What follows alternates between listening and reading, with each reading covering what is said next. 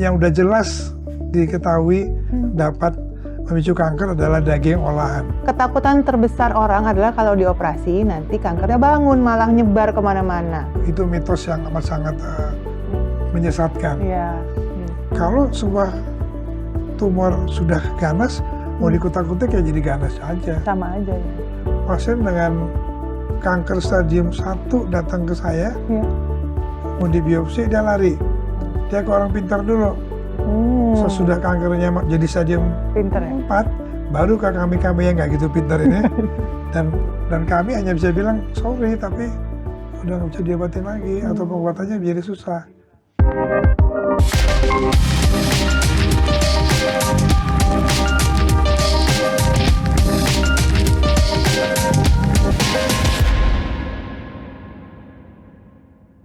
Lovely people, belakangan ini kita sering banget dengar kabar tentang orang-orang yang tiba-tiba sakit serius di tengah hidup yang serba cepat, yang memang membuat kita jadi sering memilih yang praktis aja. Padahal kita tahu penyakit kanker adalah penyakit yang paling sering kita dengar, tapi belum benar-benar kita pahami. Apalagi disertai dengan banyak sekali mitos, ketakutan-ketakutan yang beredar di masyarakat, akhirnya menimbulkan berbagai kesalahpahaman. Kanker dari sudut pandang yang lebih dekat dengan masyarakat, dengan keseharian kita, di mana kita tahu bahwa kanker ini harusnya seperti apa dan pengetahuan dasar apa sih yang harus kita ketahui tentang kanker ini. Sudah hadir di sini Profesor Dr. Aru Wisaksono Sudoyo, dokter spesialis penyakit dalam, konsultan hematologi onkologi medik, sekaligus Ketua Umum Yayasan Kanker Indonesia. Wah, terima kasih banyak Prof. Aru sudah hadir di sini. Saya juga terima kasih. Suatu kehormatan buat saya, Prof bisa datang dan akan sharing-sharing segala info berkaitan tentang ini. Memang kalau berdasarkan data, Prof, kalau yang saya baca, mungkin Prof bisa klarifikasi nanti ya, bahwa ada sekitar 70% pasien kanker baru itu yang datangnya ke dokter itu setelah dia sudah stadium lanjut. Orangnya bilangnya sudah terlanjur, terus karena sudah sulit terdeteksi gitu ya. Tapi memangkah kanker ini mungkin banyak yang belum paham, apakah memang nggak ada nih tanda-tandanya sama sekali sebelumnya? Ataukah banyak tanda-tanda yang sebenarnya mungkin orang tahu tapi diabaikan? Tubuh kita terdiri dari ratusan miliar sel. Ya. Nah, dia bisa mengalami gangguan pertumbuhan tergantung lokasi kan. Berbagai organ. Organ tertentu. Jadi gejalanya juga bergantung pada lokasinya. Tapi ada beberapa pointers yang harus kita pegang. Bahwa pertama adalah kita harus mendengar keluhan tubuh kita sendiri. Itu yang sering diabaikan, diantepin kalau orang di pasar minggu bilangnya. Ya. Ada beberapa nih saya sebut ya. Apa aja? Pertama ada benjolan, itu pasti. Kedua ada rasa sakit atau nyeri di tempat yang tidak hilang-hilang. Ketiga ada pendarahan di tempat dan waktu yang tidak lazim. Di luar waktu mens atau dari dubur, dari hidung. Turunnya berat badan yang tidak lazim walaupun tidak mens. Tai lalat atau andeng-andeng yang tumbuh dengan cepat dan ada merah sekitarnya. Itu kanker kulit. Yang kita juga sering lupakan karena merupakan tabu untuk membahas ke dokter, perubahan pola buang air besar. Tadinya bagus, terus hari ini berubah-ubah bentuk. Yang terakhir, rasa lemes, cepat capek karena kurang darah. Kurang darahnya karena kankernya. Sumir sekali kan? Bahkan mungkin 90% bukan apa-apa.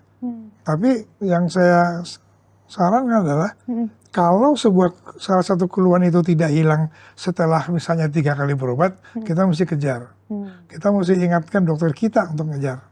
Kadang-kadang dokternya pun juga, nggak apa-apa. Nggak kepikiran ke sana juga mungkin ya? Nggak apa-apa gitu. Jadi kita juga mesti mengejar sebagai pasien. Dan itu pun juga kalau sudah jelas, yang dari pengalaman saya, banyak pasien yang lalu melakukan denial atau dia menyangkal, enggak, bukan lah. Kalau orang lain kali kalau kanker saya sih enggak. Jadi datangnya semua, kalau kanker dari stadium 1, 2, 3, 4, 70% datang dalam stadium 3 dan 4.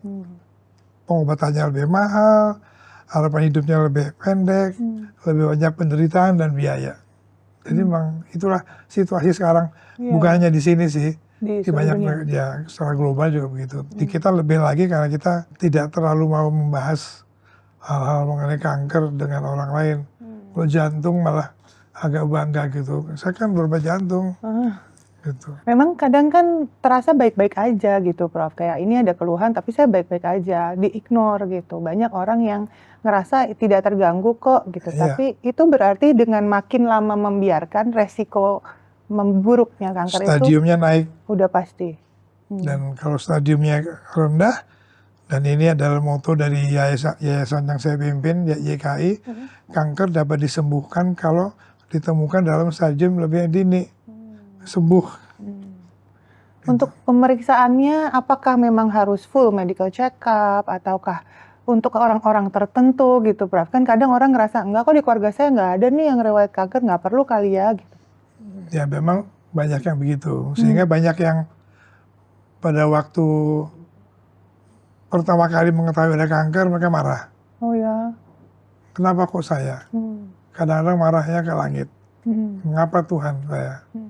Jadi memang tidak ada patternnya.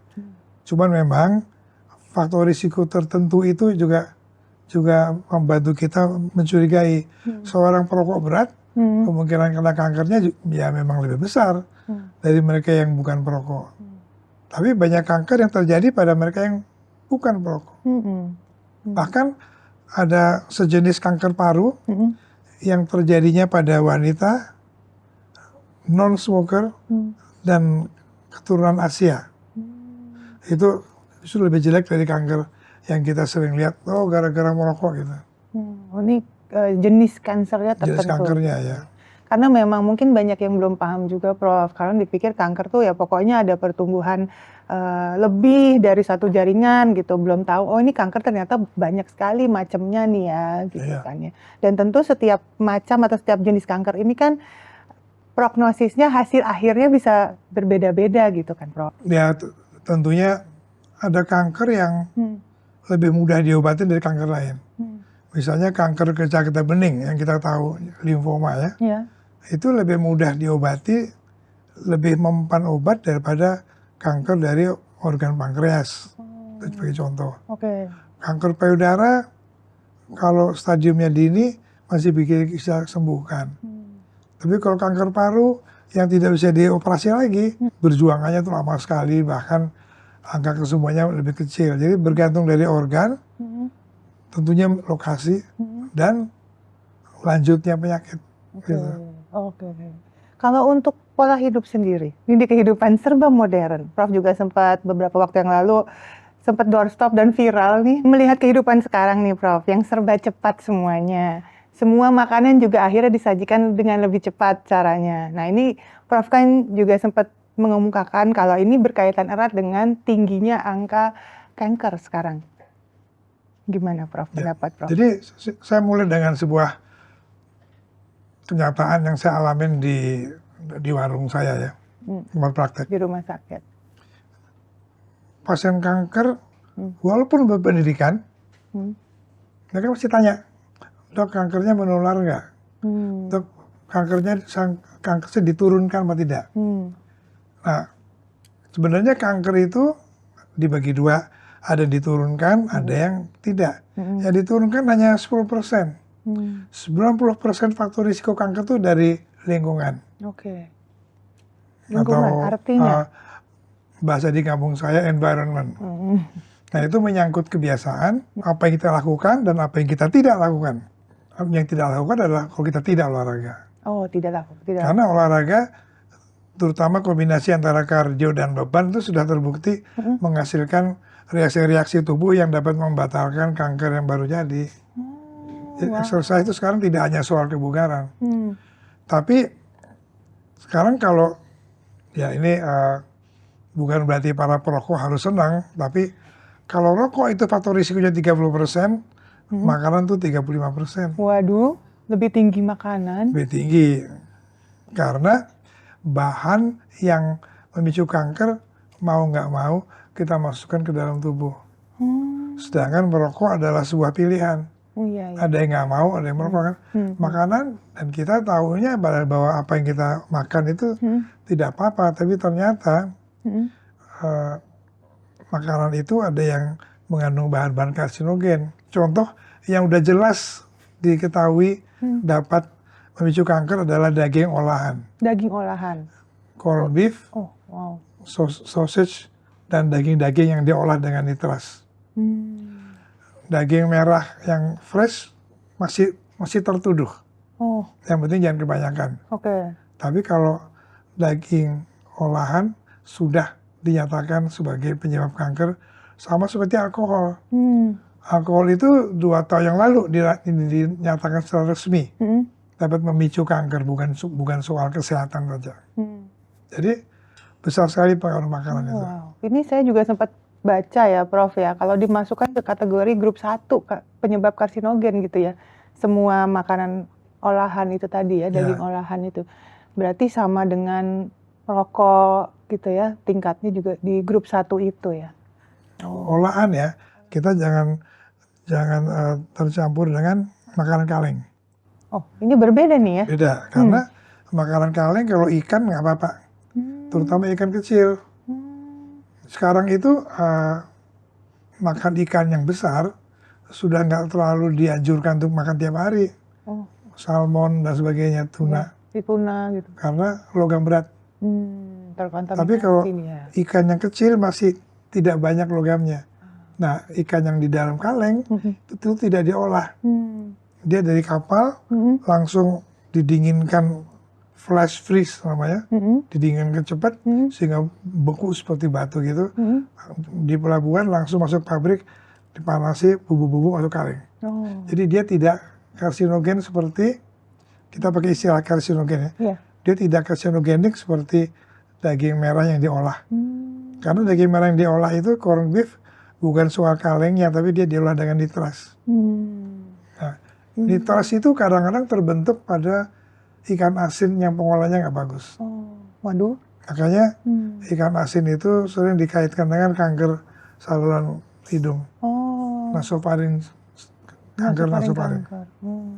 Karena dengan makan dengan ikan asin dan nasi yang hangat, uapnya terbawa ke sini. Oh ya ampun, gitu Prof. Jadi jangan banyak-banyak. Selalu apapun jangan banyak-banyak. Iya sih. Saya selalu mengatakan pada pasien, apapun yang baik, termasuk uang ya. Kalau dalam jumlah terlalu banyak tuh bikin penyakit. Jadi selalu in moderation istilahnya. Tapi kalau misalnya pengawet sendiri, kan pengawet itu sebenarnya kan macam-macam banget tuh Prof, jenisnya. Bahan kimia yang mana sih yang beneran bisa terbukti ini karsinogenik? Ada nggak sih sebenarnya bahan pengawet atau proses pengawetan yang sebenarnya aman? Pendinginan itu kan proses pengawetan juga. Yang aman itu. Tapi yang dari bahan chemical. Dan namanya udah kita nggak tahu lagi seringkali. Itu yang bahaya. Karena udah disembunyikan sebagai nama-nama kimia yang kelihatannya benign atau kelihatannya itu jinak gitu. Contohnya apa, Bro?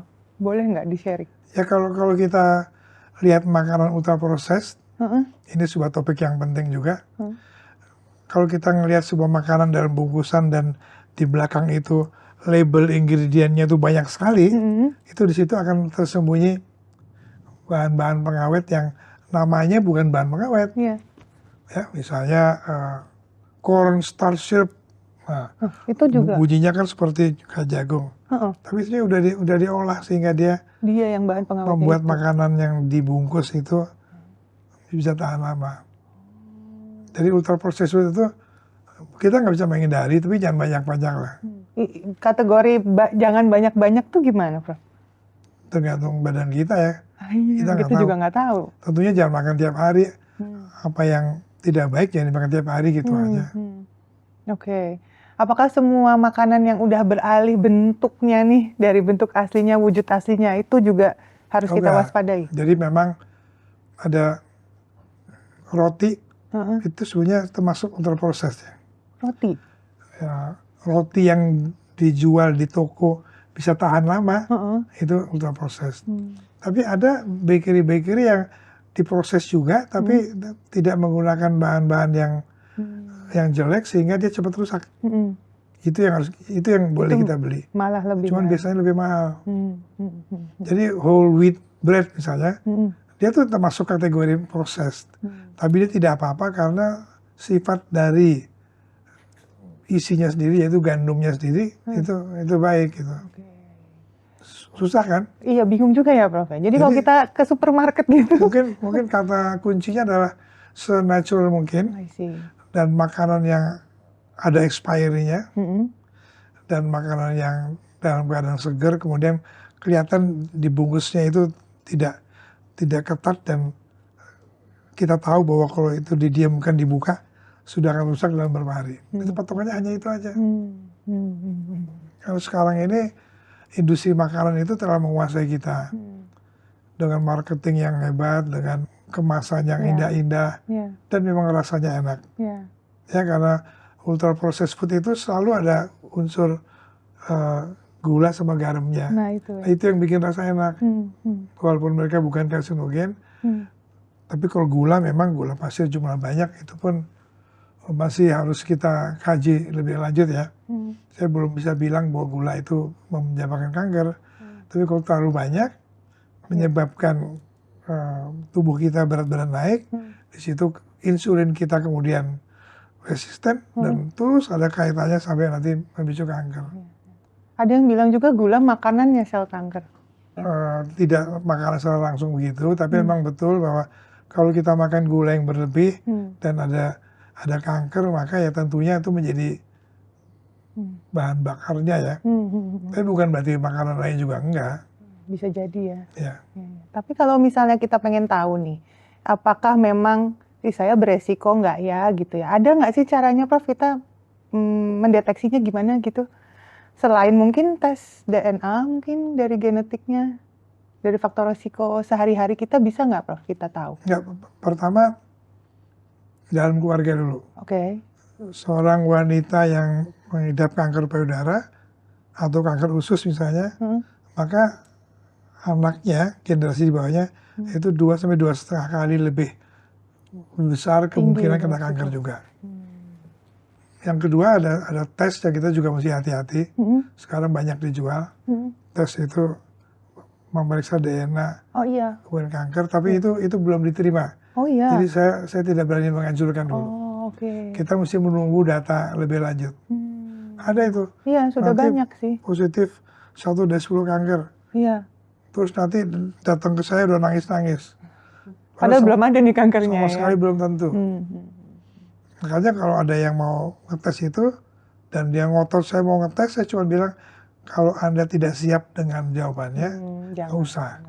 Karena jawabannya pun juga belum tentu akan terbukti, kita masih menunggu data lebih lanjut. Gitu. Tapi ada hikmahnya kalau sampai kita ada tes yang menyatakan bahwa kita kemungkinan kanker, maka seharusnya kita menjadi lebih rajin kontrol kan. Lebih rajin memeriksa diri. Healthy lifestyle jadinya. Berbuat baik pada sesama. Benar. Jadi itu cuma soal bagaimana kesiapan kita untuk sebuah berita yang masih tanggung gitu. Kecuali untuk out of curiosity aja, hanya untuk ingin tahu, dan kalau ada jawabannya ya udah kita cek aja tiap tahun yang memang seharusnya kita lakukan. Medical check up rutin itu. Iya. Ada pemeriksaan rutin yang harus dilakukan untuk spesifik kanker-kanker tertentu? Ada beberapa kanker tertentu ya. Jadi jujur aja, tidak semua kanker bisa kita tes. Tapi yang sudah ada itu seharusnya kita ikutin. Mamografi payudara, pap smear, tes IVA, tes kotoran, endoskopi. Tes kotoran penting sekali. Oh iya. Kalau kita BAB, kita harus biasakan untuk melihat hasil karyanya tiap kali. Kalau ada darah sedikit, kita harus kejar. Itu kenapa bisa ada itu? Kanker usus besar. Tapi ada kanker juga yang tidak ada tesnya, kecuali pengamatan kita sendiri. Ada kanker pankreas misalnya ya. Itu banyak tuh, tokoh-tokoh seperti Steve Jobs segala macam tuh. Itu ya. Dia nggak ada tesnya. Oke. Tapi kita Kalau medical check up ya kita minta USG paling tidak untuk mencoba melihat apakah ada Hmm. kemungkinan, sekali Hmm. lagi kemungkinan. Tapi ini semua kan sebenarnya biayanya nggak sedikit ya, Prof? Nggak sedikit. Nggak sedikit tentu. Ada tips dan trik nggak untuk yang ya mungkin saya nggak bisa nih ngeluarin biaya pemeriksaan sebanyak itu gitu. Apa ya Ya langkah-langkahnya? sebetulnya kalau mamogram dan pap smear itu sekarang udah menjadi program pemerintah Pemerintah ya? maupun berbagai yayasan ya. Oh gitu. Tapi kalau Iya kalau endoskopi, rektal belum. kolonoskopi itu masih mahal. Mm-mm. Kita biasakan periksa kotoran aja, itu harganya nggak mahal. Ya kita lihat sendiri aja. Ya, dan kirim ke laboratorium juga nggak mahal. Lalu sekali lagi biasakan untuk mengamati kalau ada perubahan pada tubuh kita. Jadi pemeriksaannya juga keluar uang, tapi tidak sebanyak kalau sudah menjadi kanker atau sudah menjadi kanker yang lanjut. Nggak ada yang benar-benar gratis sih jujur aja kecuali ada program tertentu ya. Iya.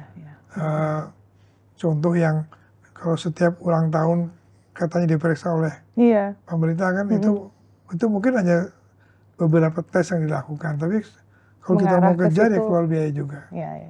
Lalu kalau misalnya kita memperbaiki lifestyle nih, zaman sekarang kita udah tahu oke tadi banyak makanan instan, ultra processed food dan lain-lain. Lalu kita berusaha menghindari pola makan dan pola hidup seperti apa yang disarankan nih dari Prof. Aru? Ya jadi kanker atau urusan kanker itu sebenarnya adalah masalah keseimbangan antara yang pro kanker dan yang anti kanker. Nah, jadi pertama kita kurangi yang pro kanker dan meningkatkan yang anti kanker. Ini garis besarnya Ini aja. balance ya. Balance. Jadi ini bisa dilawan nih ya sebenarnya ya. Bisa. Tapi ada sebuah informasi yang nggak begitu enak bahwa ada yang namanya random error, kebetulan. Aduh.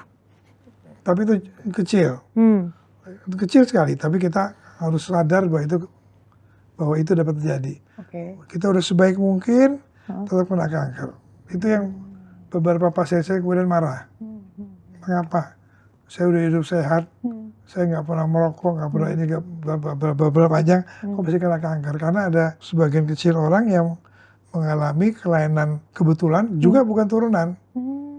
Bahwa mungkin dari muda tuh sudah ada perubahan. Ini kan kanker itu kan seperti program komputer. Ya. Program komputer itu kan membawa perintah untuk menyelesaikan sebuah pekerjaan. Perubahan-perubahan itu diganggu oleh kalau komputer program virus kan. Virusnya komputer. Nah, virus komputer ini adalah gaya hidup yang jelek itu. I see. Jadi instruksinya berubah. Tapi ada yang dari awal sudah ada defect. Nah itu yang namanya random error atau kebetulan. Yang tidak perlu kita pikirkan. Nanti kita cuma mikirin yang enggak aja gitu. Tapi bahwa yang 90% yang tidak random itu harus kita perhatikan. Dan 90% itu adalah lifestyle, itu gaya hidup. Ya biasakan olahraga, jalan kaki setiap hari. Kalau nggak kardio, kalau dengan beban juga. Bukan beban hidup ya. Itu udah berat sih. Beban ya. Itu bikin kanker itu, kantong kering tapi itu.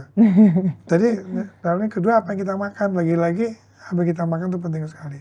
Maaf nih Prof, saya potong sebentar. Mumpung lagi di sini, kalau apa yang kita makan itu apakah akan pengaruh, bukannya kalau makanan jatuhnya masuknya ke usus aja?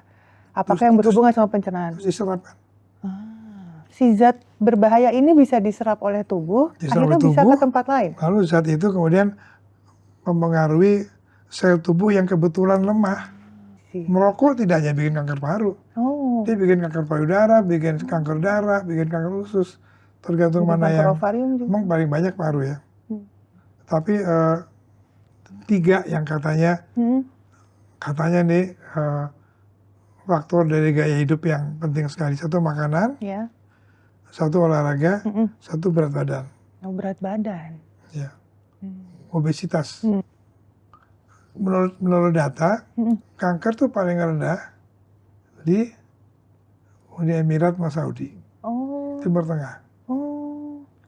Pertama mereka nggak paling tidak di sana tidak minum alkohol. Iya sih. Kedua, rempah. Spicesnya itu, rempah-rempah kita itu mengandung bahan-bahan anti kanker. Dan ketiga, puasa.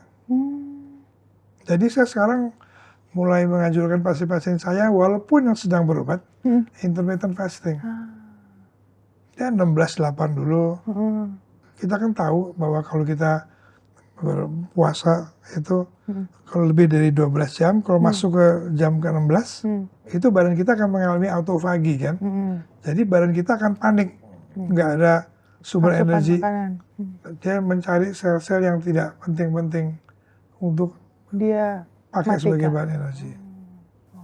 Kalau rempah-rempah sendiri ada yang spesifik, Prof? Apa Ya, jenisnya? dia seperti turmeric tuh ya, Iya. turmeric tuh temulawak, Temulawak, kunyit, ya. Kunyit. bawang putih, jinten, apalagi rempah tuh, Cengkeh. cengkeh. Ya. Kalau kita lawan nih tadi, Prof, dengan misalnya kita nggak bisa dapet nih makanan-makanan yang baik gitu, yang sehat gitu ya. Kita bantu biasanya dengan suplemen. Nah, itu gimana, Prof? Suplemen kalau yang tidak alamiah itu belum terbukti.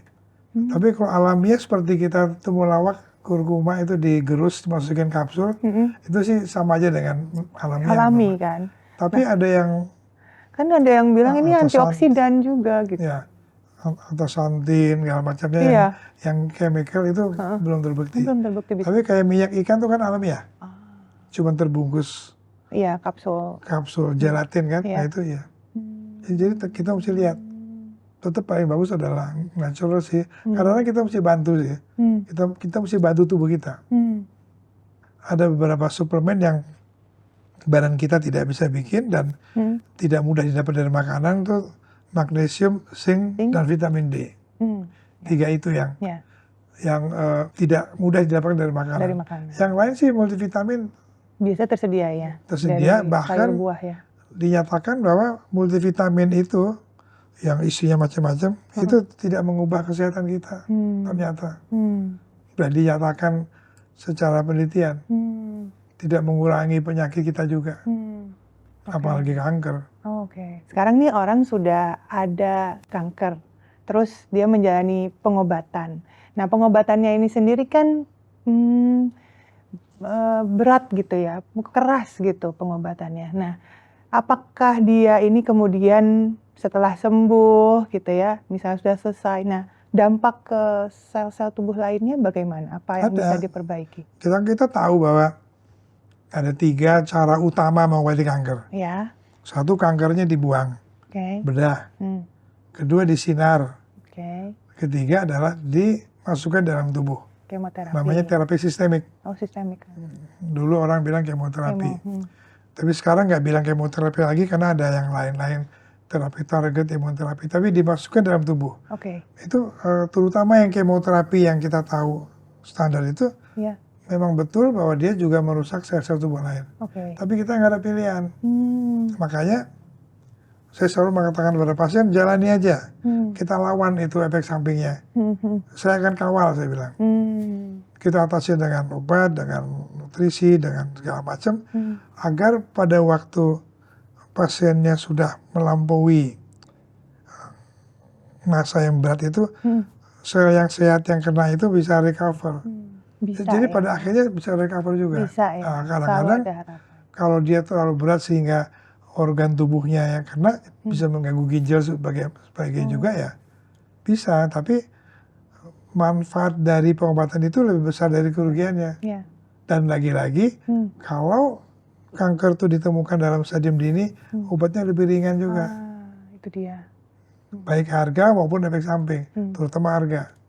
Karena kalau sudah kanker itu bolak-balik berulang, obatnya makin lama makin canggih. Makin mahal. Ada yang sekali infus 100 juta, setiap 3 minggu, sampai 2 tahun. Wow. Beda dengan kalau masih dini dan tinggal dipotong, sinar, kasih kemo ringan. Jadi penting sekali itu. Karena kanker itu dari mulai sel yang satu sel tubuhnya 2, 4, 8 gitu.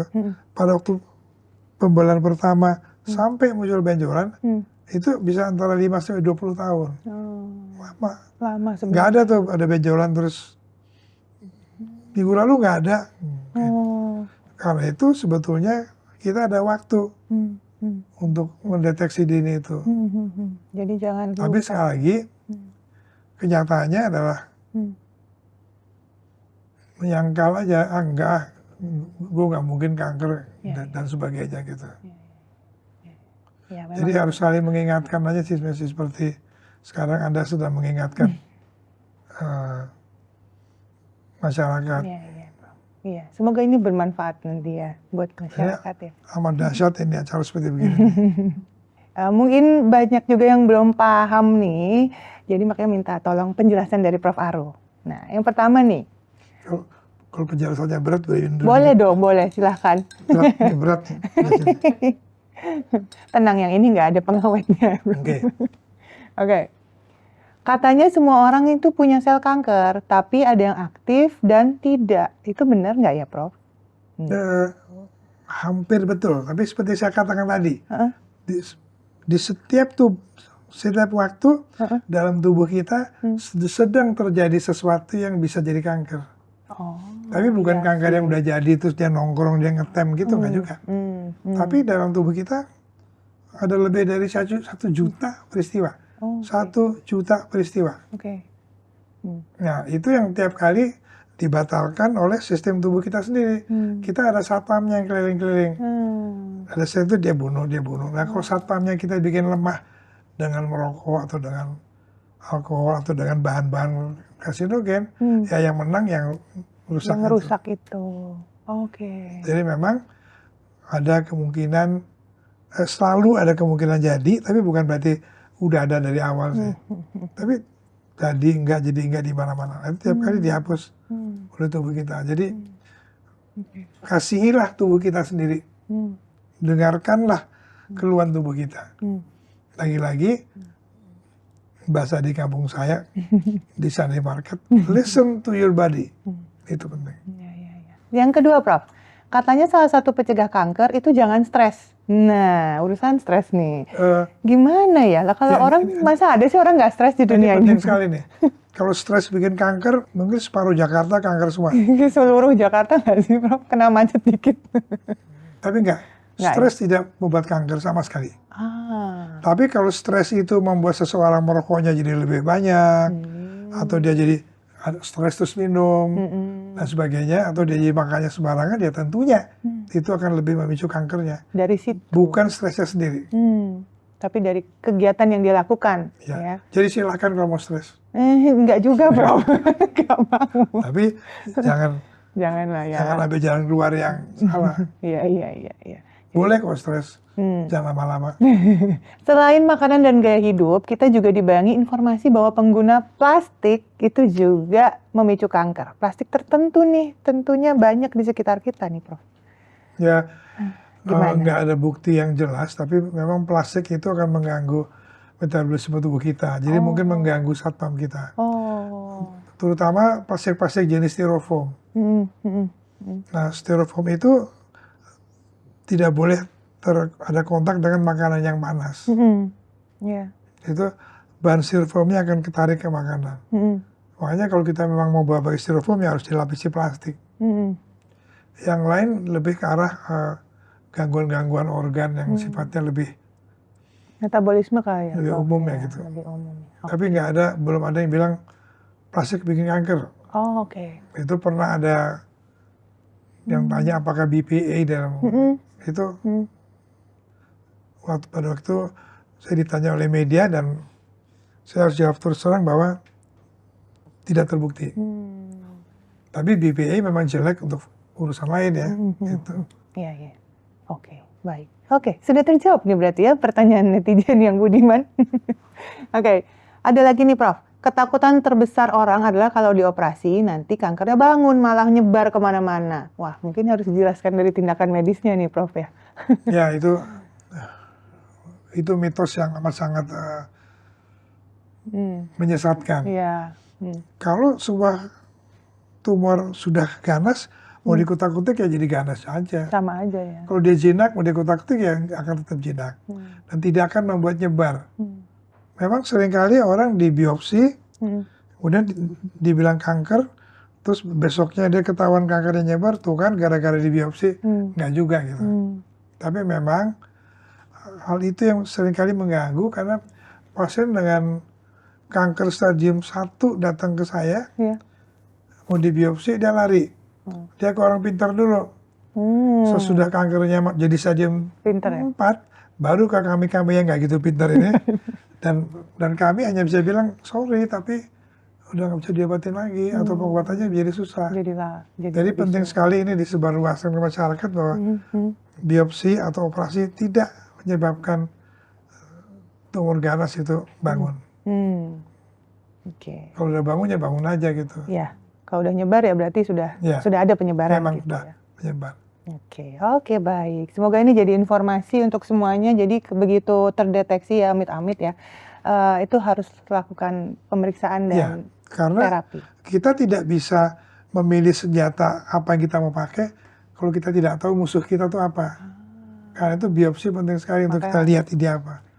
Benjolan aja kan banyak sekali. Itu dia. Karena jenisnya sendiri itu banyak sekali. Dan setiap jenis itu butuh penanganan yang bisa jadi berbeda-beda. Gitu. Dan sekolahnya lama ya.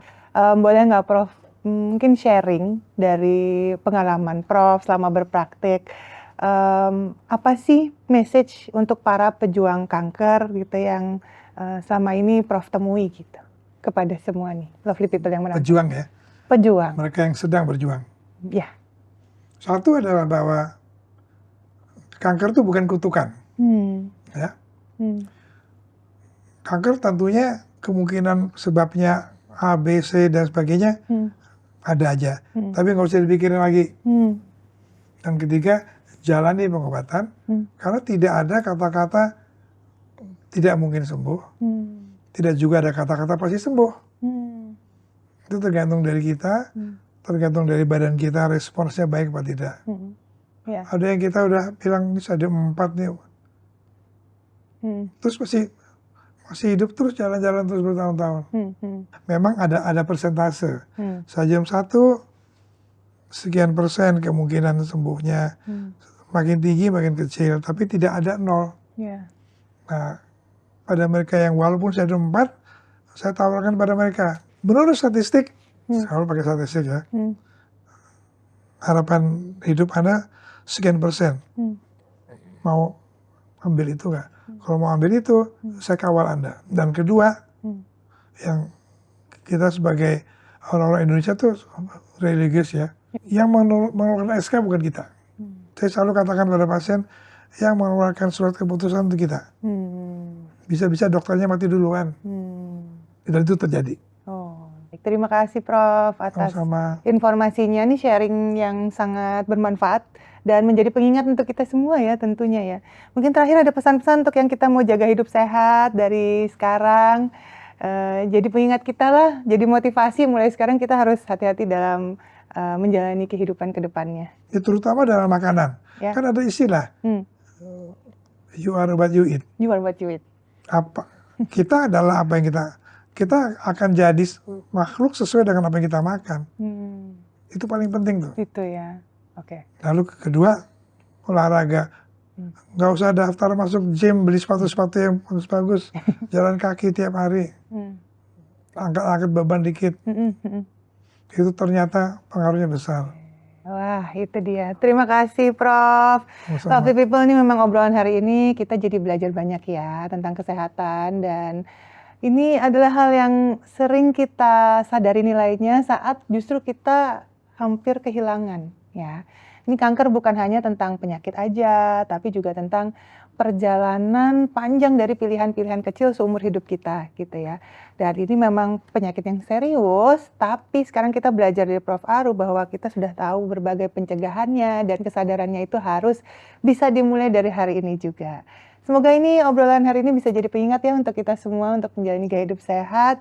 Dan terima kasih sekali lagi Prof. Aru. Sama-sama, saya juga terima kasih. Ilmu yang bermanfaat ini juga bermanfaat untuk kita semua di sini. Terima kasih Prof. See you lovely people.